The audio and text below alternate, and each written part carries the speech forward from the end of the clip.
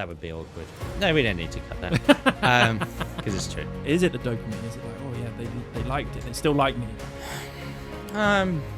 But why would they join my workshop or, sign up to my courses? Am I proud of what I did? I don't think I've even told my story. Have you ever been fired from a photography job, like on the job? Well, what have I really done with NFT? Is this a good time to be learning about it? You mentioned AI. How do you feel about it? Shut up. This was a conversation with Jord Hammond, a travel photographer from the UK, having made Bali his home for the last 6 years. Jord is a big name in the travel photography space, having garnered almost 1 million followers on Instagram, working with some of the biggest brands in the world, successfully selling his art across a multitude of platforms, having that artwork seen by millions of people, and running multiple successful online and offline workshops that are sold to thousands of budding photographers around the world. We've spent the last year trying to sit down together to dive a bit deeper into his philosophies and opinions surrounding the photography and art industry, as well as his own motivators, artistic evolution, and demons within all things photography, business, AI, and social media. It's always refreshing to chat to Jord because I always know that he will be honest and frank about his thoughts and opinions with things. And this conversation was extra special because in our fast-paced, transient lives, it's rare we get the time or opportunity to have one-on-one meaningful conversations with each other. So sit back and enjoy the slice of authenticity that Jord brings to this episode. It was a pleasure for me, and I hope it is for you too.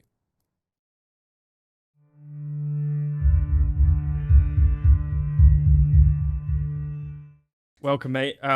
It's a pleasure to finally have you here. Now, since we last spoke, which was last saw each other a couple of months, you have turned 30. You've got a dog and another cat. Life has changed, I guess, a lot in the last few months. Or has it? I get less sleep. And less sleep. Yeah. Tell us how the last few months have been. I know you've been busy. People who are watching this, listening to this, obviously will probably follow you anyway. Tell us something that you may not have shared on social media that's been going on with your life for the last few months. I think I share less on social media now anyway, compared to like 2 or 3 years ago. Yeah. I just can't be, you know what I mean? Just sometimes I just can't be bothered to share what I'm doing every day. It seems, in the grand scheme of things, irrelevant and quite unimportant. And I'd rather work on stuff behind the scenes than talk about it every day. Because I find the more I talk about things, the less likely I am to actually do them, like YouTube. Oh yeah, the Jord Hammond YouTube channel. Yeah, right. Yeah. Coming in 2025. Something in the last few months. I mean, nothing too secret. I mean, other than the maybe drone product I'm working with right now, which is, you know, something I can't even speak about. I've mostly been working on workshops, like future workshops. So I went to Vietnam. I got back last week, but been to Vietnam just scouting for future workshops. I've got one in August and others planned for next year. I've been thinking more about in the last few months, more workshops, to be quite honest. It's probably the part of my work I enjoy the most. Well, that was going to be my next question is, right. What would be the most enjoyable part of what you do? I don't know, you love what you do every day, but there's got to be some, just like, I don't want to get out of bed for this. Well, they're like sunrises. Yeah, but at least you know then it'll be worth it a lot of the time. Yeah, no, I love the workshops. I mean, my favorite part of my job, as well as that, is probably just going out to shoot for myself. Although it's hard to, you know, consider that work. Sometimes it doesn't really feel like work. It feels like this is just fun. But I guess in a sense, in the long term, it is work. You know, like it will all add up to something at the end of the day. And also it brings opportunities in. But yeah, I've mostly just been doing the workshop stuff. I really enjoy that, you know, just having the chance to meet different people, many of whom have followed me for a long time. That's not really why I'm that interested in meeting them, but yeah, it's just nice to meet different people who have, you know, similar shared interests and are excited to explore a place for what it really is, instead of, we're going to go to this waterfall and then we're going to go to this beach. do the influencer rounds. I actually tell them. Most of them don't really want to shoot that anyway. Yeah. I've had a few people ask me, "Oh, like, are we going to go and see a waterfall?" No, we're not. And you're going to need to book an extra few days if you'd like to see that. Yeah. I won't be there though. Yeah. I think it's been about 5 years since I went to a waterfall, so I don't plan on going back anytime soon. How do you differentiate the stuff that you do on workshops to other workshops? I mean, I guess the question can be broadened to all of your work, but education wise specifically, it's like why are people going to buy your course? Like my workshop. Yeah. Why would they come? Or course or workshop or learning from Jord, essentially. Well, like, I don't know if I can speak on behalf of other people's workshops or courses, because I'm sure there's plenty of great ones out there. Some just copy you.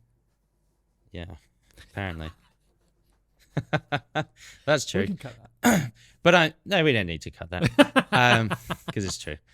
But I mean, I also looked at other courses before I made mine to get an idea of maybe how it would be structured, right? Because there's plenty of courses out there that have sold particularly well and that have more importantly helped a lot of people, and so I definitely looked at those to get some ideas. But why would they join my workshop or sign up to my courses? Maybe just because I have my own style. Yeah, I guess. I mean, I think there are other people who shoot maybe similar things to me. It's hard to shoot something that's particularly your own. But maybe I'm just the only one with a course who shoots that specific kind of thing. And I think I have a style that people seem to enjoy. Mm-hmm. Maybe they think I'm a relatable person. Yeah, I think that has a lot to do with it. Yeah, I don't know. Sometimes I ask myself that question. I'm like, I don't really know how all this happened. But isn't that an important thing to try and identify? Because if you tap into that, I mean, you are just yourself, which is, I guess, the thing people like about you. You're just right. Who you are. You don't have to try and do anything different. But knowing those points about you that people like. Because I can tell you, like, I mean, yeah, the style, your quality of work, obviously, that's got to be at the forefront. But if you're not watchable, relatable, like a good educator, all of the things that your character can exude, then people aren't going to buy that shit. So. Yeah, I think I'm still working on the conveying the educational points, though. I found that pretty difficult to begin with. I look back at the first course I filmed. And then I wonder sometimes, I'm like, wow, I can't believe people signed up for this. I'm so glad I refilmed this whole thing, What was the first one? Was it the travel photography? It was the TPA? Yes. Was the first one. The Travel Photography Accelerator. Now available on... I actually don't know if it is available right now. Oh, okay. I'd have to ask Soph. Okay. I've kind of handed everything to Tell us who Soph is. Let's talk about Soph quickly. My boss. The brains CEO. of the... Yeah. No, she's my partner of 8 or 9 years now. What do you want to know about her? What does she do? She handles the online course side of my business. I mean, She doesn't, of course, film the lessons, but she handles the I would say the business side of it. Yeah, she's the one who would say we need to refilm this. We need to do a webinar for this. We should be talking more about this on your Instagram and your stories. She handles email campaigns. She liaises with ad teams in the US, copywriters in other countries. So. She's very busy. Is she enjoying the birth of, not the birth, but the AI revolution that we're going through right now? She must be leveraging that a lot. Oh yeah, she loves it. Yeah. It's so good. We'll talk about that later, I guess. Yeah, she is enjoying that since I introduced her to it. Before that she was wasting so much time. And then it dawned on me. I was like, what are you doing? Yeah. Yeah. Save yourself. I mean, she still needs to hire people to help her with some of the more mundane tasks. Because I'll often say to her, like, you're such a smart person. Why are you writing? I'm not trying to say, oh, give these tasks to stupider people. That's not really my point. But my point is that, you're such an intelligent person. You should really use your energy on more, I don't know, creative or important tasks. What does she think? What does she want? Is this something she really wants to do? I mean, I don't want to get too... I think so. Yeah. I hope so. Yeah. No, she seems to very much enjoy it. I mean, we did used to laugh about it though because she studied law and Chinese. She got first from like a. Yeah, she's not stupid. She is not stupid. And I'm pretty sure it was like a top 10 uni, top 15 maybe in the UK, which is pretty good. Much better than mine. Mm. And at first, you know, when we were pretty much broke and just doing these like collab jobs and stuff, it did used to cross my mind. I was like, my God, like, I'm so sorry that you're having to deal with this. But no, I think she really enjoys it. Yeah. Yeah. We're kind of going through the same conversations at the moment with, you know, Fee, my partner, her role in this, if there is a role. You know, it's difficult to find something that is, and especially if you're kind of, it's forced upon you, not forced, but it's like introduced to you rather than you found it yourself. In Fee's case and maybe Soap's case, like, okay, you want to do photography, then I want to be a part of that. How do you figure out what the enjoyment side of it is? Because they've got to enjoy it, otherwise they won't do a good job. But I mean, I would say we're quite fortunate that I'm quite fortunate that Safe does enjoy it. Yeah. Because like you said, she necessarily. I mean, she chose it. It was a choice. You know, she didn't have to join me in this venture per se, but I'd say also it's also constantly evolving. You know, there's always like new things we're working on. The business kind of moves in different directions over periods of time, and so I don't know, man. How's it moved as a business over the last? Well, probably let's put COVID as a line in the sand, and you know, you look back. You mentioned your first course was so different. Yeah. What about the rest of the business? I know you've evolved a little bit as an artist in your style and your voice, but you know, as the business has grown or it's kind of evolved in different ways. Has it? Business has grown and evolved in different ways. I wouldn't think of grown just in terms of like revenue, or you know, profit, but I mean, we could look at before COVID as well, because that was my business then was very different to COVID as it is different to now. You know, it's changed in each period. But before COVID, I was just working client jobs. Yeah. Mostly tourism boards, hotels, airlines, things of that nature, which at the time I really enjoyed.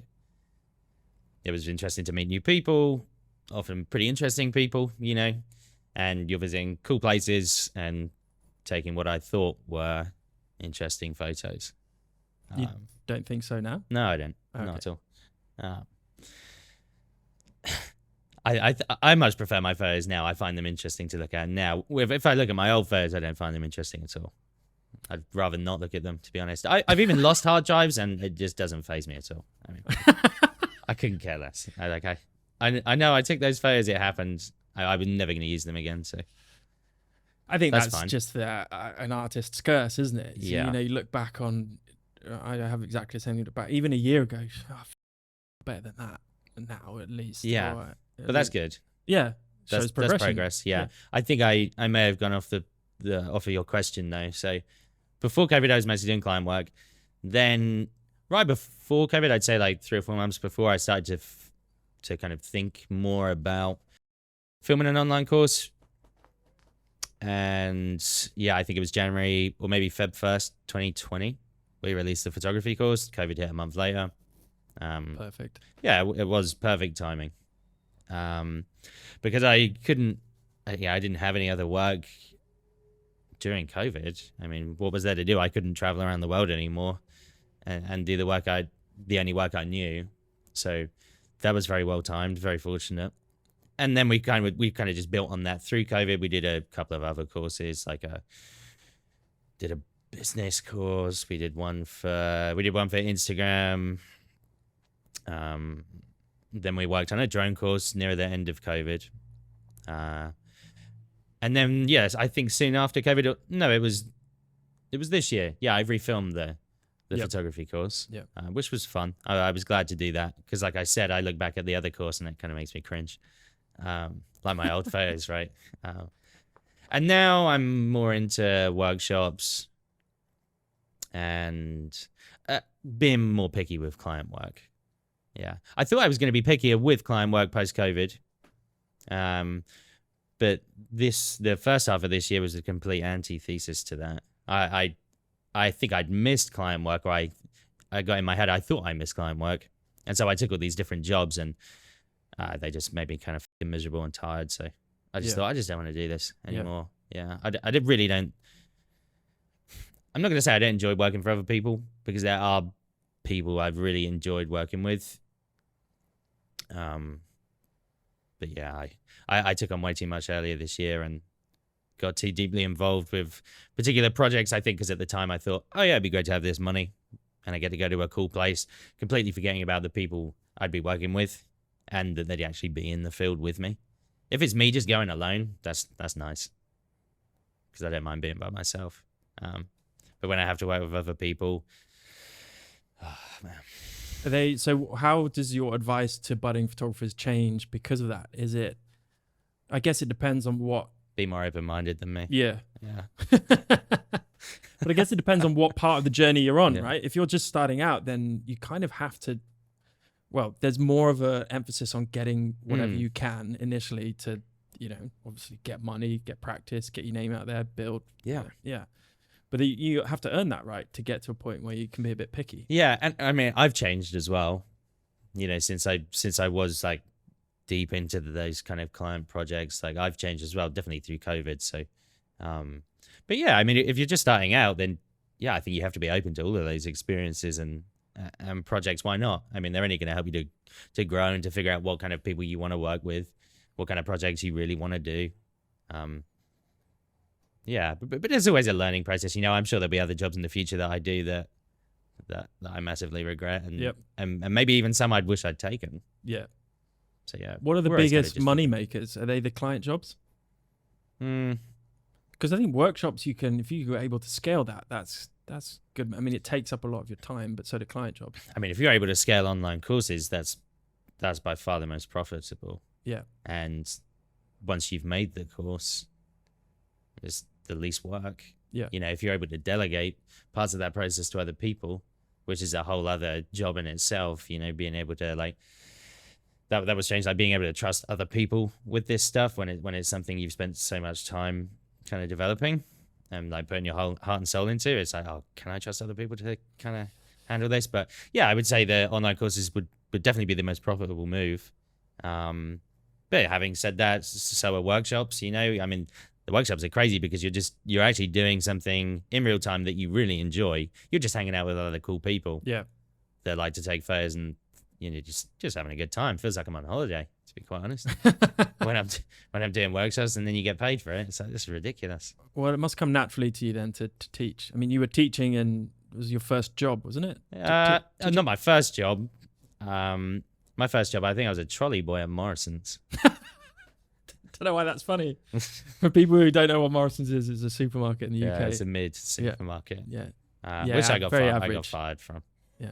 Why did you get fired? Just wasn't very good at it. Taking photos of the trolleys. No, actually, the reason I got fired is because I actually had, I think, 7 disciplinaries before I got fired. So it wasn't like I had one chance, Can reprobate.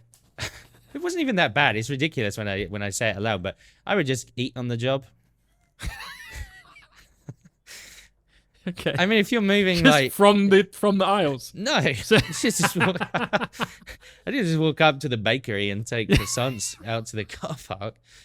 But my mum would go shopping there, and because I was working outside, she would hand me food items, and I would just kind of put them in my jacket and eat them while I was working outside. Mm-hmm. Yeah, I mean, who cares, man? Yeah. I was hungry. You're moving around like if you accumulate the number of trolleys I'm pushing, there's thousands of these trolleys a day. Sometimes there's snow in the car park. I can't move these things. I'm getting sodden wet. Yeah, I'm gonna. Oh God, I'm gonna eat something. Where was this? Ridiculous. It's down in the south, right? Yes, in Dover. In Dover. How can people take a cigarette break and I can't eat a sandwich? Yeah. Like, how ridiculous is that? Yeah. Anyway, I got fired and I actually felt okay about it. Yeah. Yeah, they were like, oh, have you got anything you want to say about this? Not really. No. I called my dad and he's like, nice. You didn't really want to be there anyway. My mum was pretty upset. But Have you ever been fired from a photography job, like on the job? No. Does that even happen that often? That would be awkward. Yeah, that No, would be I awkward. haven't. I know you're get off the job. Don't need you anymore. No, I mean I've worked photography jobs that have got quite awkward because I haven't got on with the team. But I've never been fired from one. No.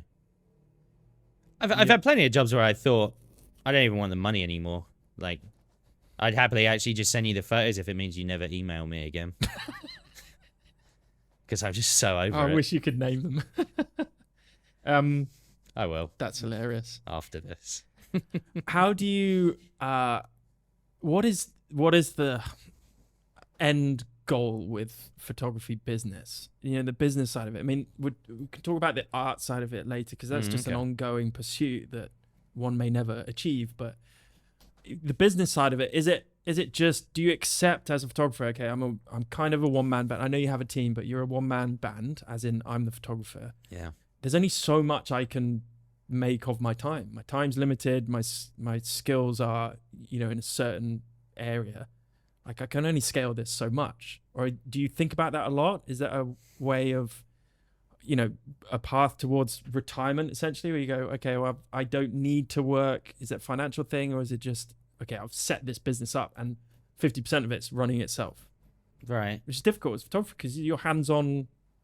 That's the content you're producing, right? Yeah. So I actually kind of lost the question in that. So I'm so sorry. It's a long question. That's why. Yeah. So how do you think about scaling the business at all, or are you comfortable in the fact that this is kind of your direction for an indefinite period of time? Yeah, I think about scaling it.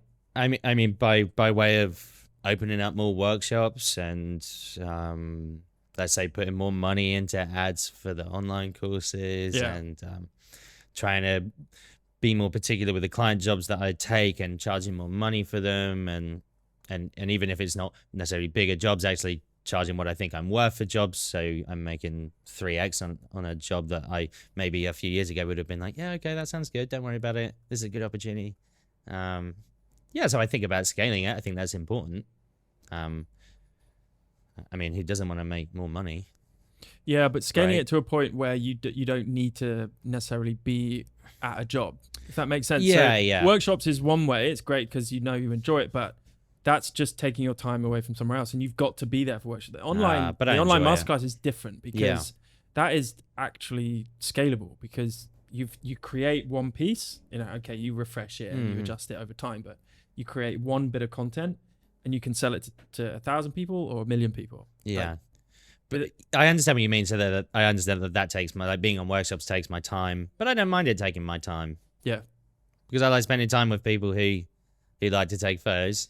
Yeah. And I mean, if I didn't spend my time doing things related to photography, I don't know what I'd do. Yeah. I think I'd go insane. Yeah. Yeah.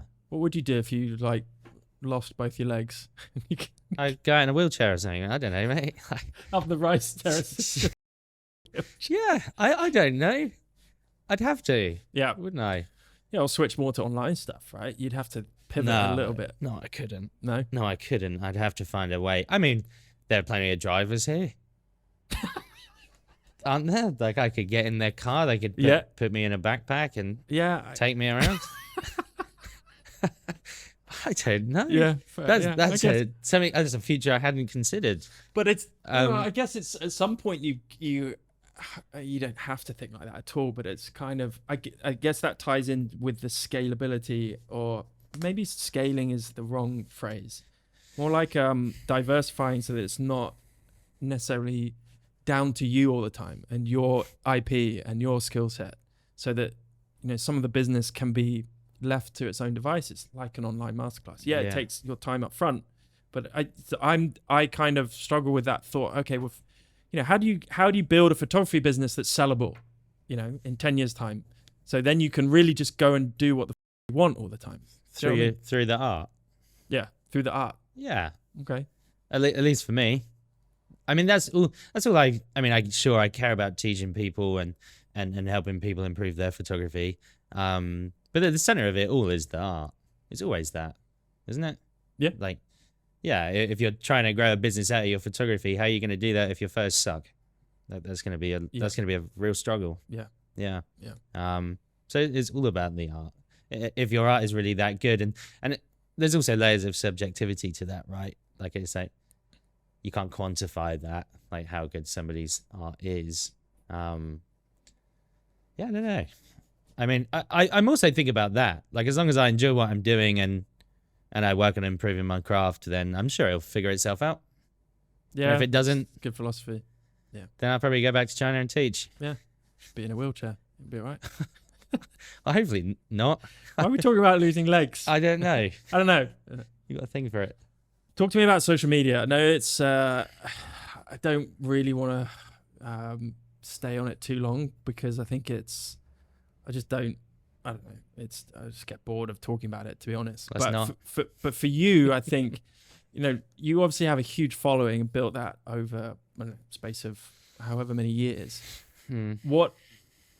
That is something that I see changing all the time. Not you and your account, but social media generally. And I'm thinking more specifically about Instagram. And you mentioned earlier that you're kind of less on it now, certainly with the stories. Yeah. That's a conscious decision that you've made, or you've just kind of found yourself on it less and less. I'm just okay with spending less time on it. Yeah. Yeah, and maybe I have a slight bias because I can. Did you catch that? No. Yeah, maybe I'm able to spend less time on it now because I have other things going on. Right. I probably should spend more time on it. Right. I probably should share things every day. I probably should share more reels because it would be good for business. Probably should have started YouTube. Yeah, so many things I should have done, but I'm just okay with spending less time on it. Feel happier. I have more time I don't feel as rushed with my work, whereas I used to. Did you? I think it shows in the quality. If I look back. Because of Instagram? Yeah, because I felt like I had to post every day. And I did. I think on average, maybe I posted once every 1.5 days. So 2 out of 3 days, I guess you could say. Yeah. Is that right? That's kind of what I do now. Once every 1.5 days, if that's every 2 and 3, I can't really think right now. 60%, 2/3, yeah. Right, for about 6 years. And I was kind of bored of it. Like, Yeah, I don't want to post stuff every day. Like I want to take my time with my art. Like it's a long game. Yeah. And I started to rethink my art as well. It used to be much more about just landscapes and visiting. Like I wouldn't say like more popular places. I've definitely shot those and shared a lot of those, but I'm just starting to think about my art in a different way now. So, and that involves taking more time with it. So yeah, I post less on Instagram now. I'm okay with it. I don't particularly. I'm very grateful for the followers I have. I don't care if people decide they won't follow me. Doesn't bother me at all. I don't care if my likes go down. I just couldn't care less about that. That's not important. Interesting. How do you think differently about your art? You mentioned that. Can you elaborate on that a little bit more? What's different in your thought process? Well, I think I'm just starting to think about whenever the end of my life in art may be. And by that I mean I don't have any intention on stopping, and I will do this until I, lose your legs. Yes. I don't know, until they like incinerate my body and whatnot, bury me in the ground. I don't care, whatever. Let's say until the day I die, like I will do this. But what do I want my body of work to look like by the end of it all? Yeah. Right. So instead of just, okay, I need to post every day, post. Needs to be a cool photo that people are gonna like and share, and then I'm gonna build a following from it and do all these things.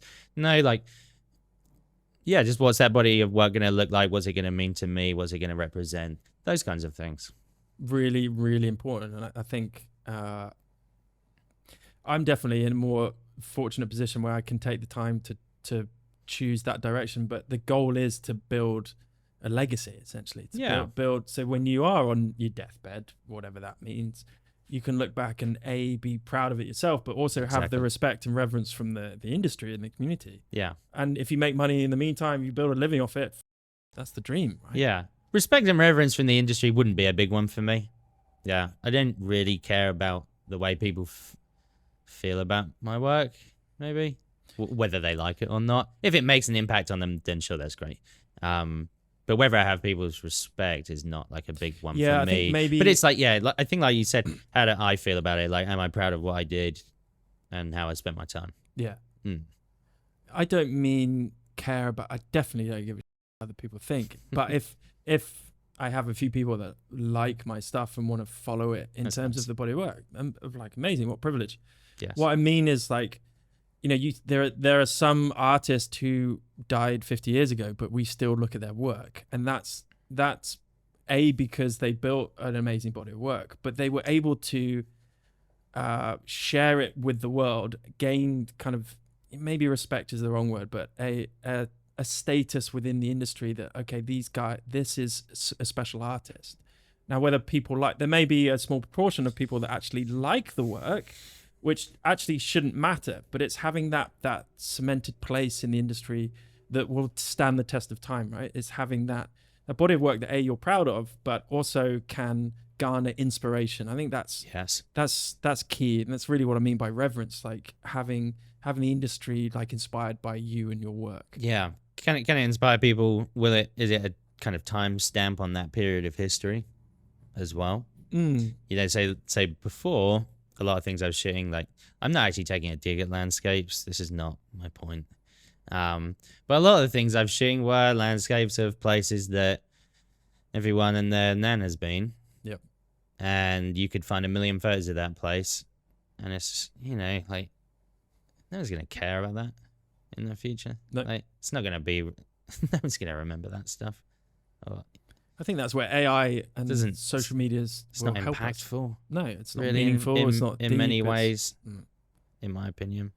There's nothing to it. I was having this conversation with Blair Sugarman. I know you've met Blair, I think, in Hong Kong. I haven't, but we have talked on Twitter Spaces. Okay. He's a great guy. Yeah, He's good cool. guy. We share, we align very much in a lot of things, especially kind of the approach to photography. You know, given the social media is part of this, given just the saturated market with on social media, but also just in photography in general, like finding that uniqueness and that voice and the shit that actually means something, that actually, I hate saying telling a story, because what does that mean? But having a narrative or a meaning or impact across one image or a series of images or a complete body of work.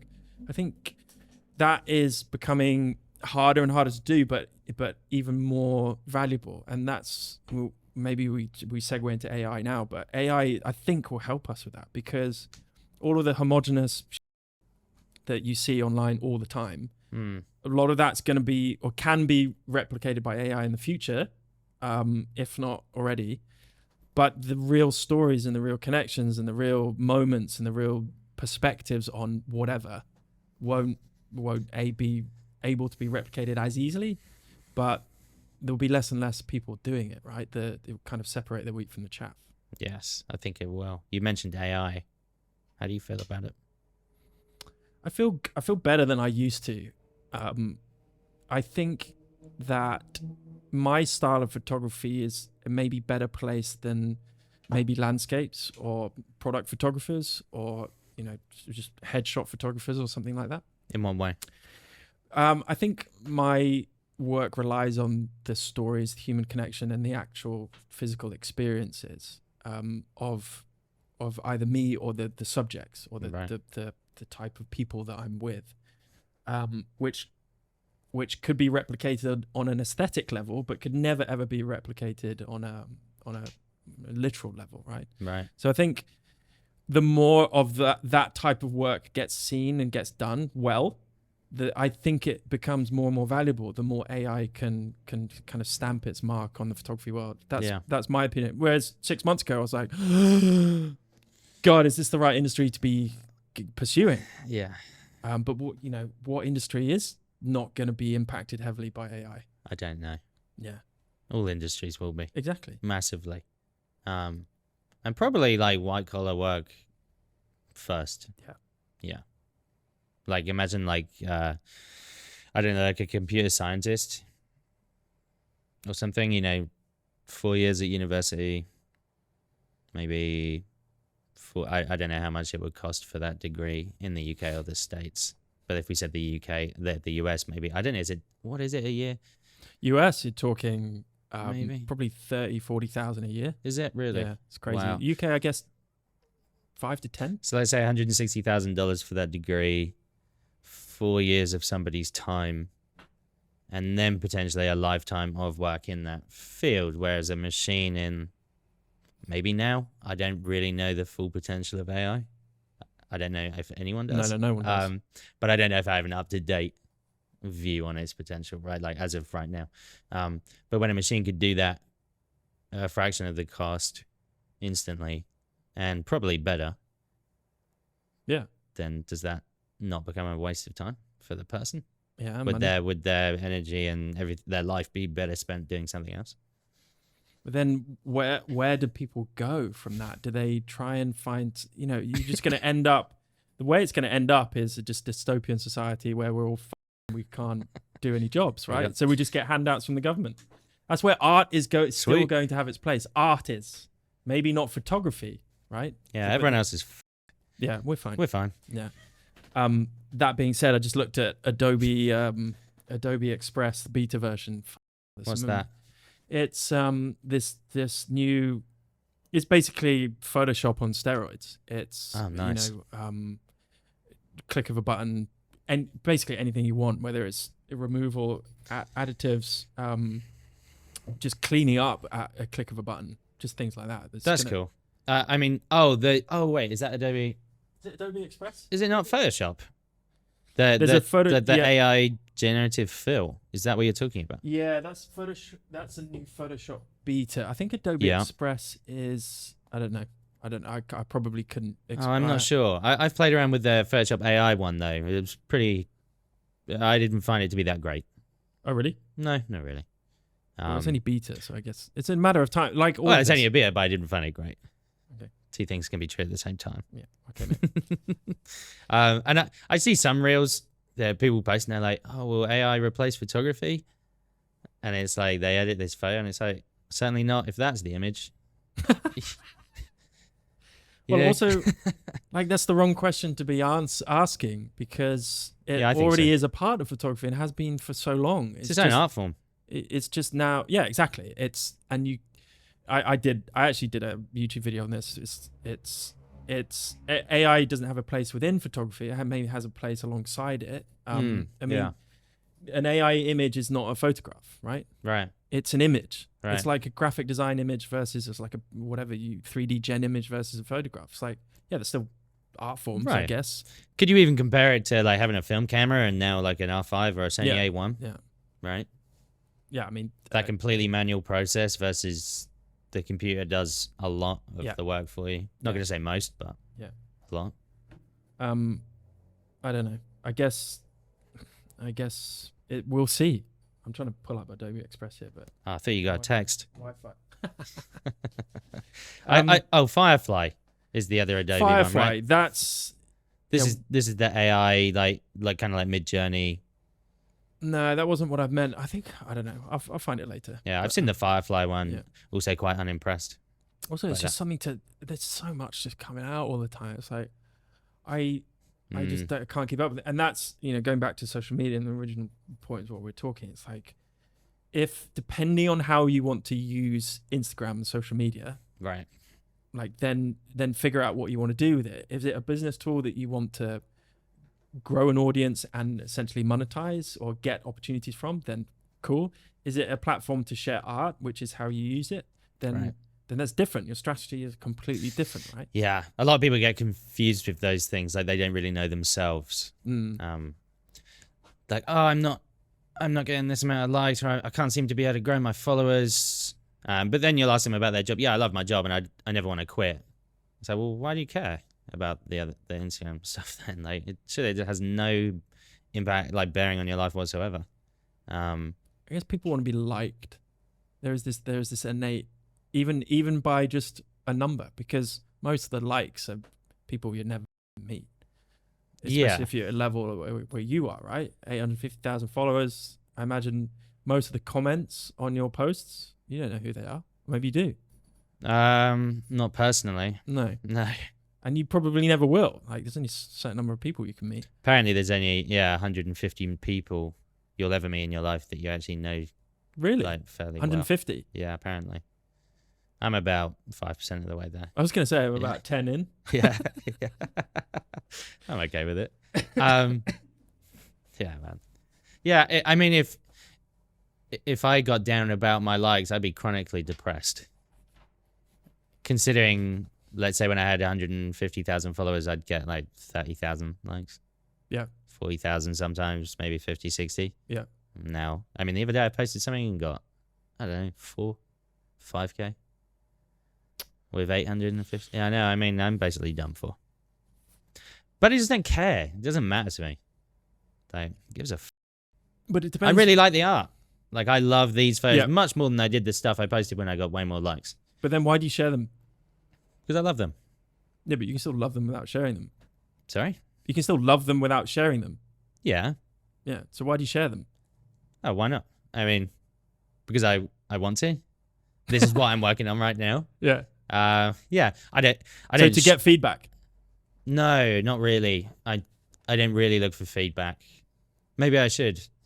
But I don't often look for feedback. I don't. If someone, if maybe sometimes I'll send my photos to my friends, well, just to show them what I'm up to and to make them jealous that I'm doing something cool.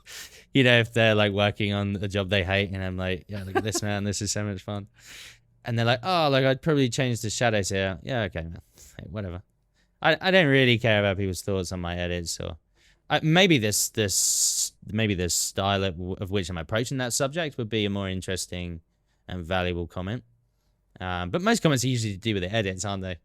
No one ever really says, oh, maybe you could have approached the shoot in a different way and gone down this route. And yeah, that's what I love about the story side of a photo or a project like your eGen stuff.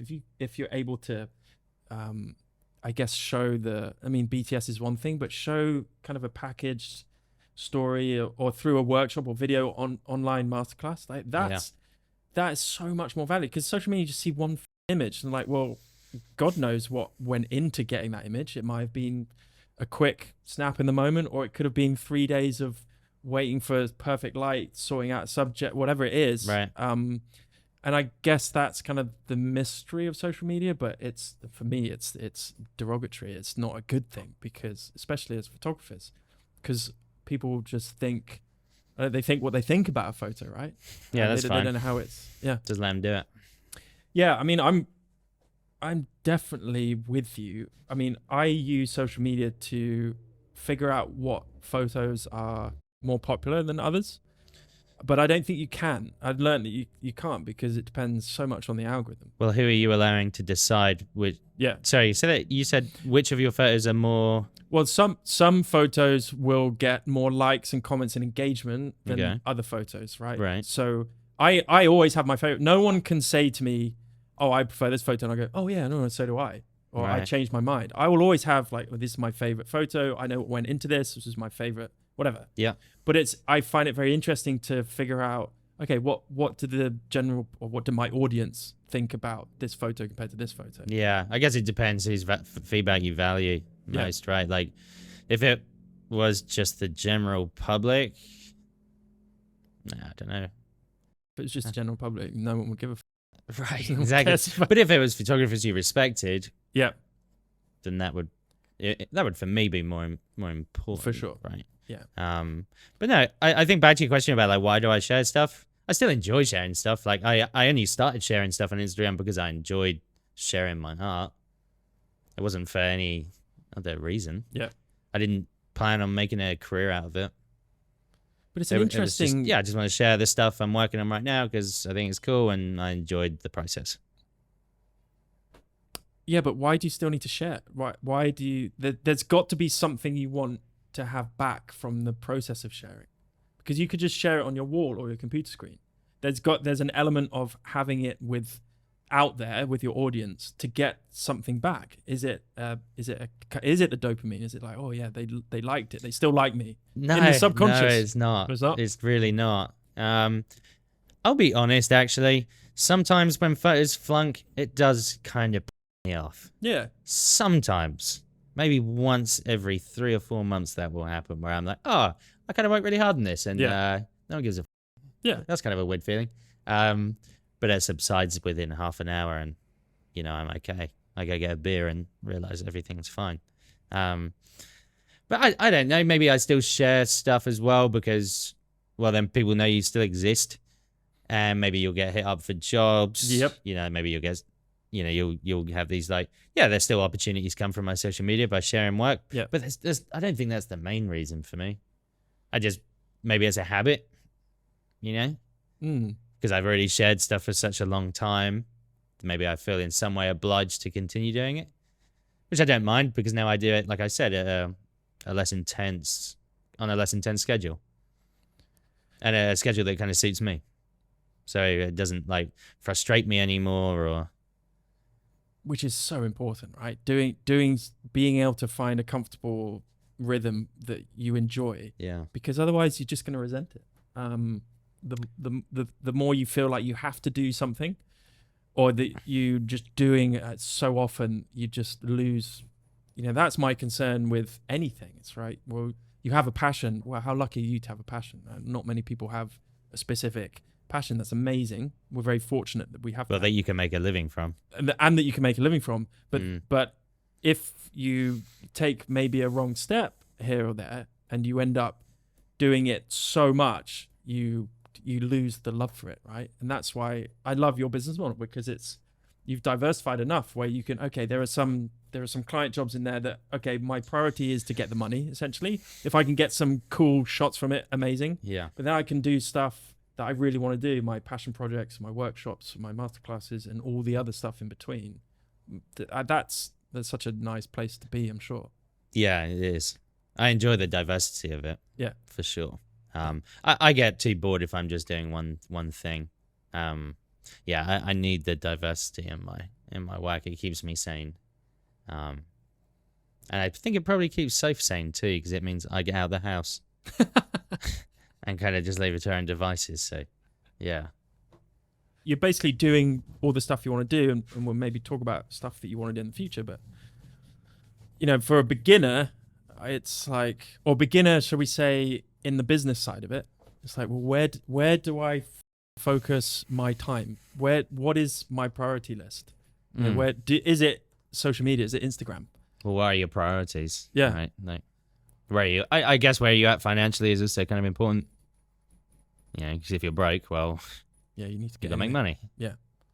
But then, how do you make money these days? Or making money these days with photography is arguably more difficult if you don't have a social media following or good enough social media following. Is that true? No, I don't think so. Okay. Why do you need a social media following for it? Why would you think that you need a social media following to make money from photography? Because all I can think of is you want to do a sponsored post. I don't know. If I'm a business and I've got a selection of, 10 photographers, let's say, I'm just putting things there's 10 photographers here. Which ones am I going to choose? Okay, let's say they're all kind of good enough in terms of quality. I'm like, I kind of like that. Okay, bring it down to 5. You've got 5 photographers there. One's got 100,000 followers on Instagram. One's got 70, 40, 10, 500, right? I'm probably going to go with the one that's got 100,000 because I know that my personal opinion, my subjective opinion of his or her work should not be the only deciding factor. It should be, does it align with obviously the brand? Does it align with our narrative? But also, are they popular enough where 100,000 people like their work? So if 100,000 other people like their work, I know that what we're going to do with this person is going to be popular. It's going to be liked. Do you know what I mean? So it's kind of like this established level. But 1 million people could enjoy the person who has 500 followers, but he just doesn't play the game. I totally agree. Yeah. But you don't know that. You don't. If you're deciding on these people and your money's on the line, it's a quick decision. Yeah, but I know plenty of people with I say plenty of people. I don't know them, but there are a lot of people with hundreds of thousands of followers, you take photos. Oh, I see them every day. Right. I was one of them. Well, I'm not sure about that. No, I think I was. In your opinion. Yeah. Maybe not at the time in that period on Instagram, but it wasn't like great stuff. Mm. If I look at it, if I posted that now, Yeah. I think I started at a good time. What do you post more on now than Twitter? You're very active on Twitter. I spend more time on Twitter. I wouldn't say I post more there. I mean, especially recently, just with the Vietnam trip and just a few other things going on. I haven't had as much time. I'm probably making excuses, just like I think I have enough time to edit and share more things. But I spend more time on Twitter. Yeah, I quite enjoy it there. Because of the NFT world? Yes. Yeah. Just for the memes. The You kind love a of meme. culture there I find to be, I mean, besides the scammers and all that. No, I don't know. I just enjoy it there. I kind of like the vibe. There's a great vibe on Twitter. Yeah, It's in the photography community. It's extremely buoyant and positive. I don't see much of the issues that the rest of Twitter have in terms of opinionated people coming on and shooting the shit and talking absolute. I mean, there's probably some. I don't spend that much time on Twitter. I need to spend more time on it because I do enjoy it and I want to get more into the NFT space. But I don't see that. Am I wrong? I think you have to sift through the though, right? Like if you actually spend more time there, then you'll inevitably spend more time kind of weeding out the crap and only maybe following people that you kind of enjoy following for the things they talk about and the art they share. Yeah. I mean, plenty. I'm sure there are plenty of people there that kind of just talk, and like waft. But I guess that's just life. I probably do the same thing there too, especially on spaces like when I was hosting them. But yeah, I don't know. I just quite enjoy it over there. I think it is a completely different landscape now. We're kind of in a bear market. It's definitely a lot quieter than it used to be in 2021 when everyone was making like a buttload of money. What are the positives from it? It gets rid of some of the part timers. Yeah, I think so. Yeah. Was Joey L put it chemotherapy for Twitter? Wow, that's dark. True. Yeah, but true. Weeding out people like Harry Pope.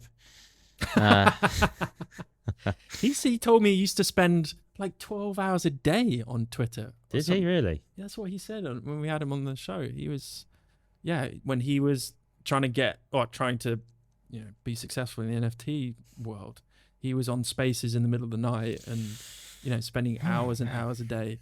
Is that how you would recommend growing your profile? Yeah, you'd have to spend time there. I don't think you need to spend 12 hours a day there. I think you're probably better spending 9 hours on your art and 3 on there.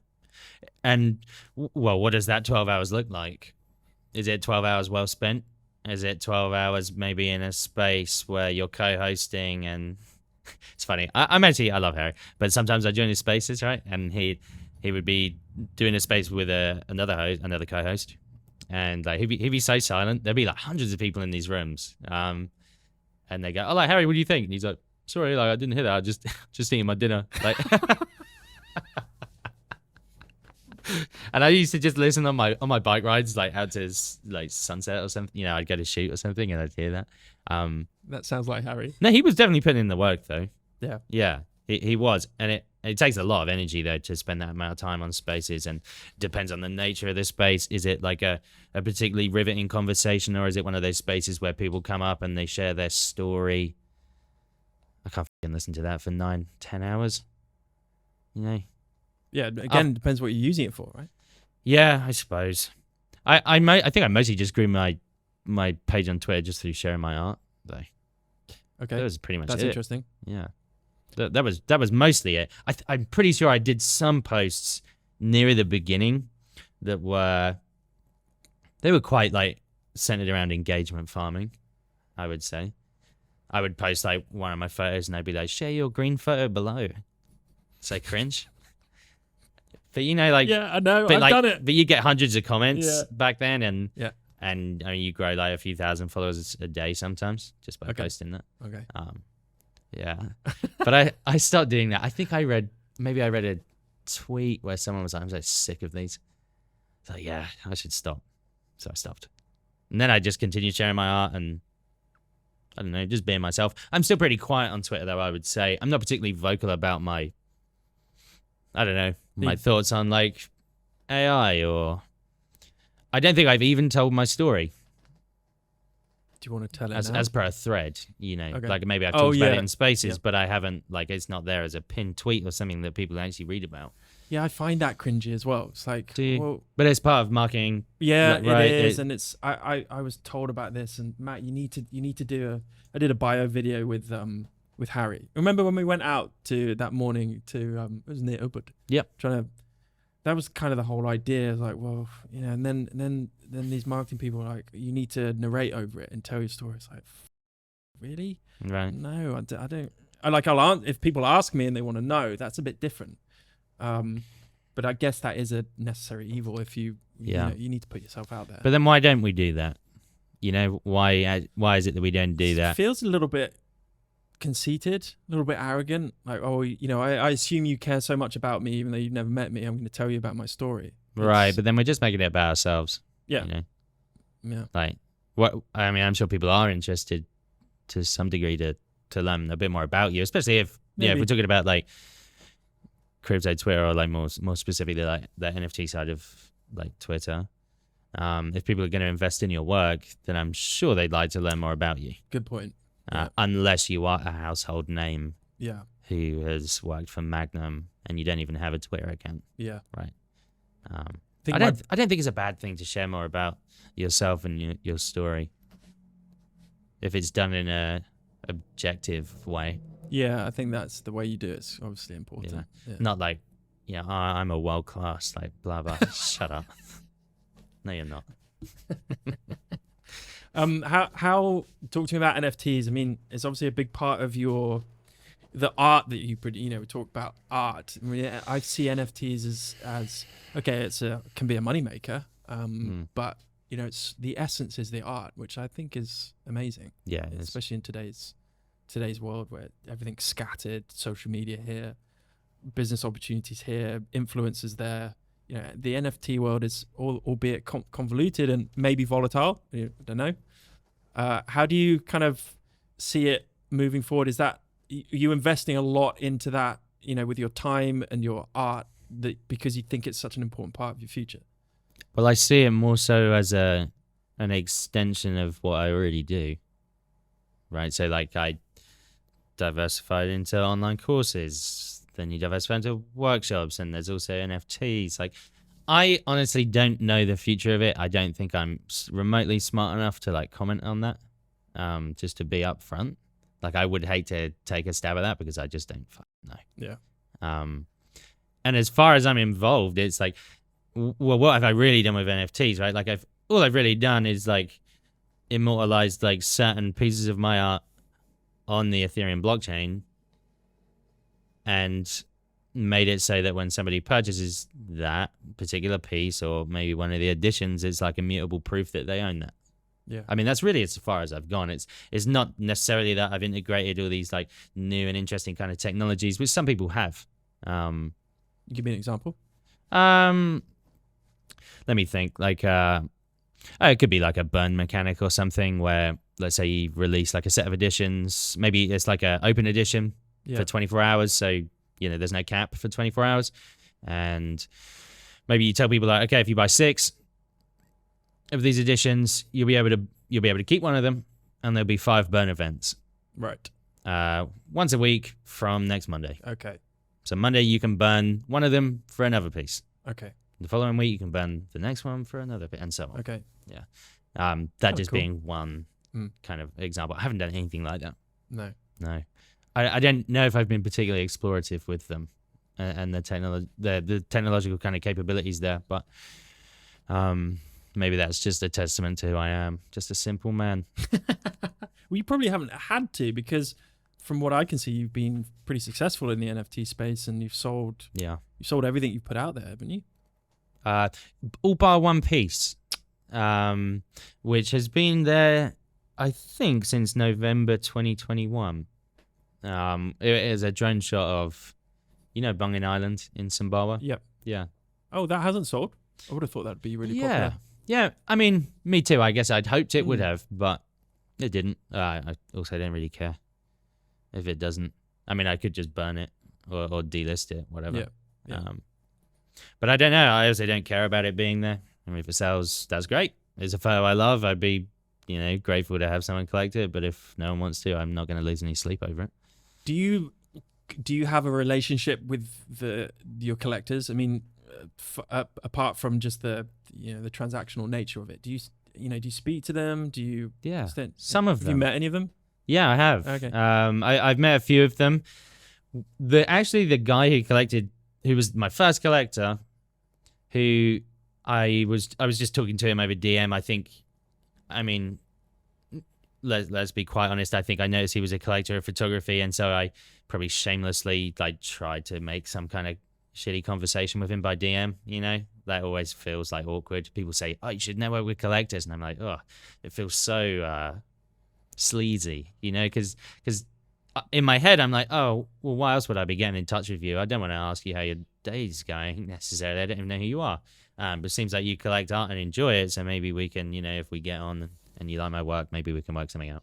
But anyway, I reached out to this guy, and we got chatting a bit, and there was one point where he sent me, I don't know why he sent me the 9 of my photos, but he sent me a bunch of my shots and was like, "Oh, I think these would probably sell." And I think I read his message as, "I would buy these 9." I don't know why I thought that's what it said, because I remember showing the text to Soph after I got excited, and she was like, "No, it definitely doesn't say that." He's just giving you some recommendations. Chill out. Anyway, he said, I said, "Oh, which of these, are there any in particular from this selection that you really enjoy?" And he picked one in particular, which is the old guy that works in the radio center in Tokyo. Oh yeah. I cannot remember the name of the district. Shibuya. No.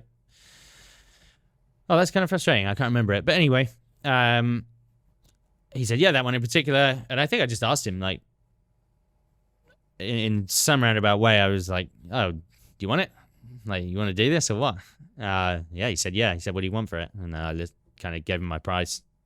But looking back, it's just ridiculous. Absolutely ridiculous price. Ridiculous as in really low? No. Oh. A lot. Oh, okay. But I mean, I think it's a great shot, and he was also very happy with it. So I'm sure he didn't particularly care at all. Okay. For what I requested, and it seemed to be in some way aligned with other people that were selling for definitely higher figures at that time. But yeah, I've met him. He's awesome. I met him in London just for breakfast one day, and I also delivered the print to him. Oh, cool. At the coffee shop, which is awkward because it's huge. Framed? I didn't have it framed. No, okay. I did actually, but it just carrying this big tube around London. Yeah. But I met him. I've met a couple others at NFT NYC last year, which was that was such a great event. MIC. NFT NYC. NYC. Oh, Yeah. NYC. Okay. That's where I met you. Yeah. You were cool. there. I was there. Yeah. That was good. But yeah, so I've met a couple of them. I've had conversations with more than I've met. But I'd say majority of them, no, we don't really converse at any length. How do you separate them from the scammers? I mean, I've had messages similar to that, I've seen these 5 photos, and they're the shittiest of my photos from 5 years ago. Well, that's a red flag, right? Nah, this is. Well, I mean, if they had worded it a bit differently and chosen some of my more recent stuff, then I would have been like, "Oh, okay, let's go down the rabbit hole of chatting about this." But then they wanted me to sign up to, I can't even remember what it's called, some random. Did you send it to me? Did I send it to you? Did you send me the message that you'd received? No. Have we spoken about this? No. Oh, okay, because I've received the exact same thing from Okay. a bunch of different people. A lot of people have. They're like, "Oh, what do you think of this?" Someone wants their cam, for example. And a few other people, they were all excited, "Oh, they want to pay this much for my photo," and I just immediately am like, "That's bullshit. No, they don't. Yeah. Because they've sent you a link to a platform that doesn't even exist. Yeah. If you Google that I would just Google the platform in 2 seconds. It's like it's not even on Google search. Yeah. So it's a fake website. You'll just connect your wallet. They'll drain your account. Yep. And that's it. Yeah. Yeah. But I mean, I think I've spent enough time in this space over the past 2 years to understand like that's not how it works. Rarely are people just going to reach out to you like that, and some randomer. Yeah. You've never heard of on Instagram as well, right? Then they reach out. They reach out on Instagram. Yeah, it was Instagram. Yeah. That's also a red flag. That doesn't you should happen. mint these. Yeah. I'll pay $50,000 for them. What? Why? Like, are you high? Yeah. Yeah. Yeah, Yeah, it's just ridiculous. So to me, it's obvious anyway. I think if anyone approaches you on Instagram to ask to buy your NFTs, that's just weird. Yeah.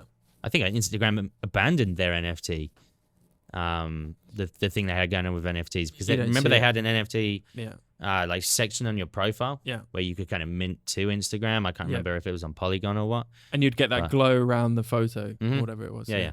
They got rid of that. Oh, did they? Yep. I had a couple of friends who did the launch for it with like photography NFTs. Okay. And I mean, they sold out like, instantly. But I don't know what happened to that, actually. I haven't checked their profile since they got rid of it. So I guess that's just gone now forever. That's kind of embarrassing for them. for Instagram, not my friends. Oh, God. Oh, yeah. I don't want to talk more about it. It's changing all the time. Yeah. What is it? I feel like NFTs are kind of the most exciting part of your I guess artistic journey at the moment. Is it? I feel like there's a buzz around it, or am I? No, not right. It doesn't feel like there's a buzz right now. Just because of the market? Yeah. Yeah. And also the number of people that are kind of active in that space. Like I've noticed drop off dramatically. Really? Yeah, yeah, for sure. Because sales have dried up. I couldn't even tell you like the sales figures for like photography NFTs right now, but like barely anyone's really minting new work. A lot of people left the space. I think there's just like less sales going on, so there's less reason for a lot of people to spend their time there as well. I still enjoy it though. Like I'm fortunate to have other things going on, and NFTs was never a make or break for me. Yeah. A lot of people who joined in 2021, it was a very different space. Honestly, in some ways, I kind of prefer it now. Now it's a little bit quieter, and the true G's have stuck around. But no, a lot of people back then in 21 were like, oh, like I'm a full-time NFT artist. Like I really depend on these sales. I honestly feel of that as just a very irresponsible kind of mindset for some of these people to have. So, you're really just dependent on other people to like buy your work, and that's your only source of income. So that is crazy. It was just stupid. Yeah, I think it is. It's kind of ignorant. What would you advise then to people, beginner photographers or people who don't really know the NFT world? Is there a specific kind of, is this a good time to be learning about it, I guess, building art that you're proud of, so that hopefully when the cycle comes back around, you're Yeah. You don't have to spend 12 hours a day like Harry on there, right? But you can share your art. You can join like photography Discord communities and network with people there. It doesn't have to be, you can share your stories. You can share threads about your art, about your process. There are plenty of things you can do that, as we said earlier, they're not necessarily things we do or have done.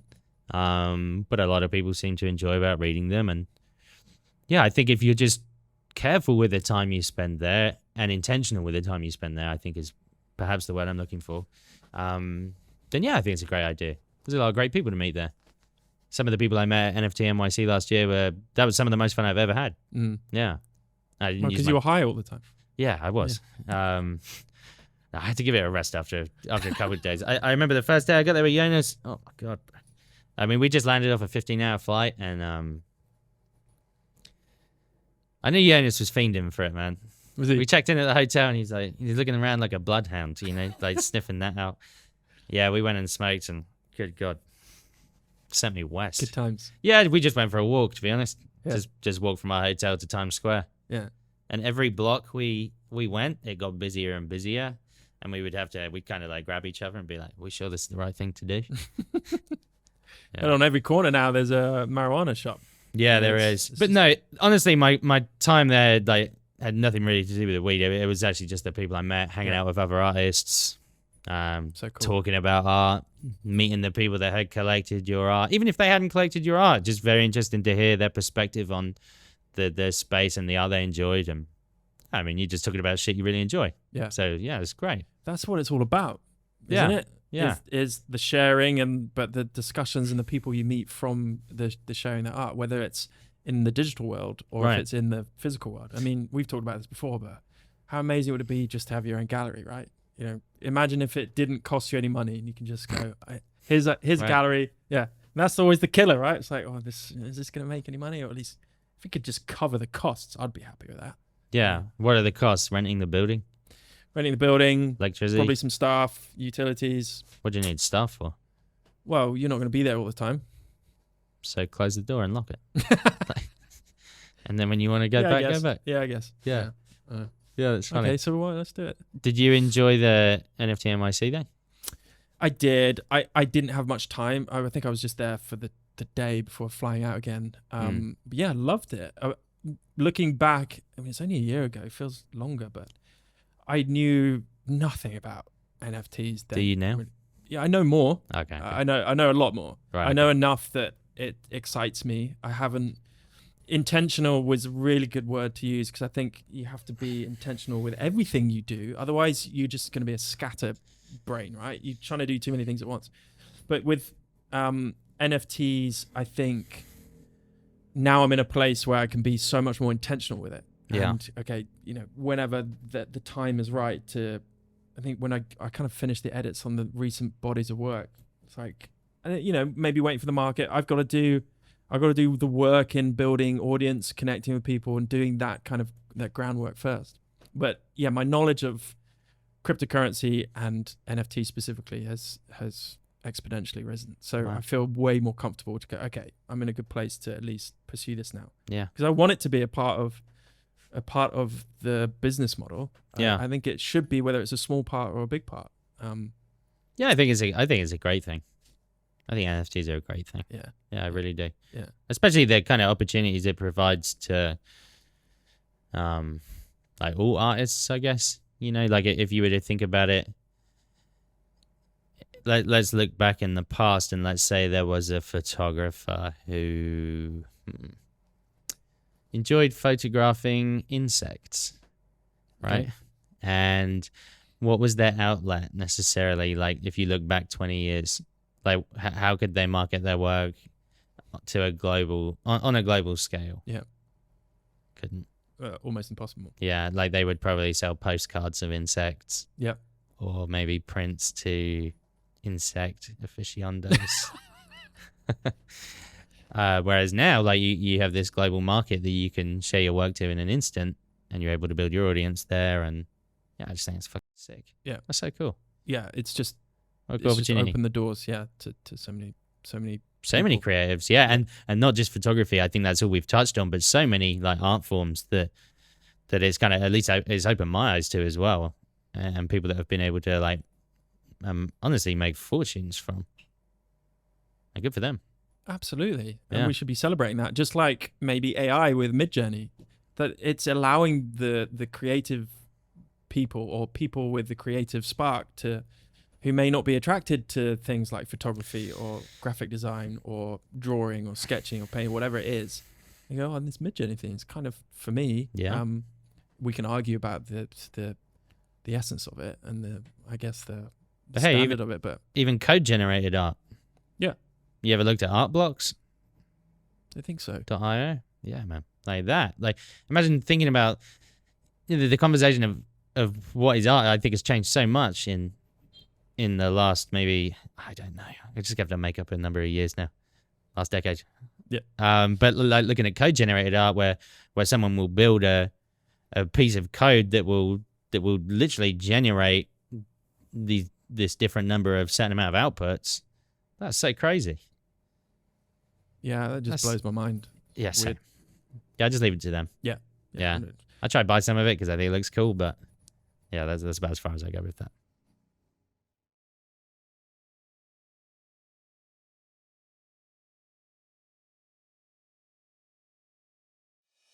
Quite a lot to unpack there, but I just can't do that now. Yeah. No, I think it kind of stresses me out. Got you hundreds of thousands of followers. This is a Jord Hammond thing. I'm a land mammal. That's a dying kind of craft anyway. When I started, I just edited on the Instagram app.